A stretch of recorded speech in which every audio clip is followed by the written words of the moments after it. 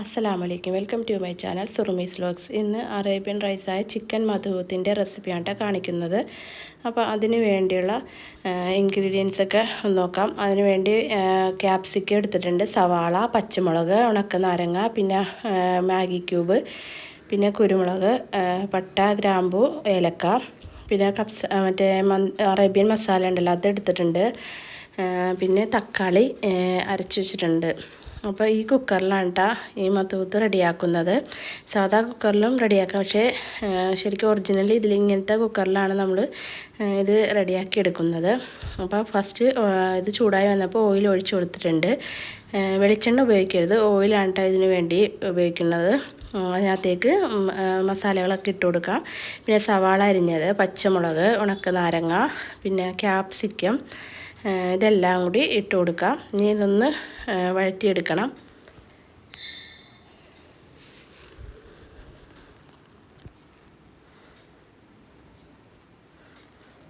പിന്നെ അതിനകത്തേക്ക് തക്കാളി അരച്ചതും കൂടി ചേർത്ത് കൊടുക്കുന്നുണ്ട്. ഞാൻ 2 തക്കാളി എടുത്തിട്ടുണ്ട് കേട്ടോ. പിന്നെ ഇതിനകത്തേക്ക് ചേർക്കുന്നത് ചിക്കൻ്റെ മാഗി ക്യൂബ് ഉണ്ടല്ലോ അതും ഇട്ട് കൊടുക്കുന്നുണ്ട്. ഒന്ന് ഉടച്ച് ചേർത്താൽ മതി. അപ്പോൾ മാഗി ക്യൂബ് ഇടുമ്പോൾ നമ്മൾ ഉപ്പിടാൻ നേരത്ത് സൂക്ഷിക്കണം, കാരണം ഇതിനകത്ത് ഉപ്പുള്ളത് കൊണ്ട് നോക്കിയിട്ട് വേണം കേട്ടോ ഉപ്പ് ചേർത്ത് കൊടുക്കാൻ. പിന്നെ അതിനകത്തേക്ക് അറബിക് മസാല ഉണ്ടല്ലോ അതും ഇട്ട് കൊടുക്കാം. പിന്നെ കുറച്ച് കുരുമുളക് പൊടിയും കൂടി ഞാൻ ഇട്ട് കൊടുക്കുന്നുണ്ട്. ഇനി ഇതൊന്ന് നന്നായിട്ടൊന്ന് മിക്സ് ചെയ്ത് കൊടുക്കണം. പിന്നെ ഇതിനകത്തേക്ക് വലിയ പീസായിട്ടുള്ള ചിക്കനാണ് കേട്ടോ വേണ്ടത്. അതിൻ്റെ അങ്ങനെ ബിരിയാണി കട്ടായിരുന്നു, അപ്പോൾ അങ്ങനത്തെ ചിക്കനാണ് ഞാൻ പിന്നെ സ്കിന്നോട് കൂടിയ ചിക്കനാണെങ്കിൽ ഇതിലും നല്ല ടേസ്റ്റ് ആയിരിക്കും. അപ്പോൾ ചിക്കനും ചേർത്ത് കൊടുത്തിട്ട് നന്നായിട്ടൊന്ന് മിക്സ് ചെയ്ത് കൊടുക്കാം. പിന്നെ ഇതിന് വേണ്ട റൈസിന് വേണ്ടി എടുത്തേക്കുന്നത് സെല്ലയുടെ ബസുമതി റൈസാണ്. അത് കഴുകി വാരി വെച്ചിട്ടുണ്ട്. പിന്നെ എടുത്ത അരിയുടെ അളവിനേലും കുറച്ച്, ഇപ്പോൾ 1.5 കപ്പ് അരിയാണെങ്കിൽ 2.5 കപ്പ് വെള്ളം ഒഴിക്കണം.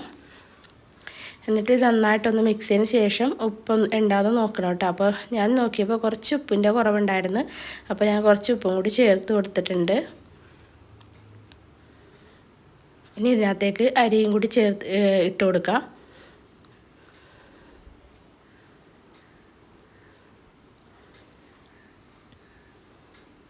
ഇനി ഇത് നന്നായിട്ടൊന്ന് മിക്സ് ചെയ്തതിന് ശേഷം ഇത് മൂടി വെച്ചിട്ട് ഇതൊന്ന് വേവിച്ചെടുക്കാം.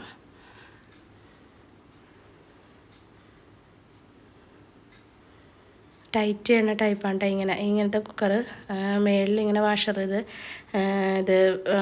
നമ്മൾ സാധാ കുക്കറിനേലും കുറച്ച് വ്യത്യാസമുള്ളതാണ് കേട്ടോ ഇത് ശരിക്കും മധൂത്ത് ഉണ്ടാക്കണ കുക്കർ തന്നെയാണ്. അപ്പോൾ റെഡിയായി വന്നിട്ടുണ്ട്. അപ്പോൾ ഇതൊന്ന് തുറന്ന് കാണിക്കാം. വളരെ സിമ്പിളായിട്ട് ഉണ്ടാക്കാവുന്നതാണ് കേട്ടോ. എന്നാൽ നല്ല അടിപൊളി ടേസ്റ്റുമാണ്. നമ്മൾ പുറത്തൊന്നും പോയി കഴിക്കേണ്ട ആവശ്യമേ ഇല്ല. കണ്ട, എല്ലാം നന്നായിട്ട് പെർഫെക്റ്റായിട്ട് വെന്ത് കിട്ടിയിട്ടുണ്ട്. ഒരുപാട് കുഴഞ്ഞൊന്നും പോയിട്ടില്ല അരിയും ചിക്കനൊക്കെ.